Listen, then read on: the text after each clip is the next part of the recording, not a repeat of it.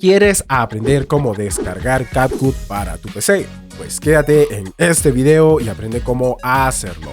Lo primero que tendríamos que hacer sería dirigirnos a nuestro navegador. En mi caso selecciono Microsoft Edge y una vez que estemos aquí basta con simplemente buscar descargar CapCut. Una vez hayamos realizado esta búsqueda simple, vamos a ver que aparecen varias opciones aquí. Tenemos que estar muy pendientes para poder descargar. La primera opción que nos aparece es esta de Up to Down. Tendremos que ver, esta opción es bastante buena porque no tiene virus, pero la mejor forma de hacerlo es directamente desde la aplicación o la página de CapCut. Podríamos hacerlo directamente desde aquí, si no nos aparece la de CapCut, pero la de CapCut aparece usualmente debajo de esta, o si bajamos un poquito vamos a ver qué aparece aquí. Tendremos que ver la que dice capcut.com.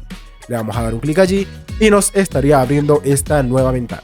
En este caso podríamos hacerlo directamente, editar el video de forma en línea. Tendrías que tener un internet un poquito bueno para que no se te pegue y te carguen todas las herramientas, y lo otro que podríamos hacer sería descargarlo para Windows. Le daremos un clic aquí y como vemos nos pide aquí arriba iniciar sesión y también nos pide actualizar o aceptar las cookies, pero en este caso de cualquier forma se empieza a descargar el CapCut. Y una vez aquí vamos a tener que esperar a que se termine de descargar. En mi caso mi internet es un poco lento y tarda un tiempo en descargarse, pero tendríamos que esperar a que se termine de descargar y luego basta simplemente con instalarlo como instalamos cualquier aplicación. Clic derecho, una vez que la encontremos en nuestra carpeta le damos clic derecho, ejecutar como administrador y allí seguir los simples pasos que nos dice la aplicación para poderla instalar.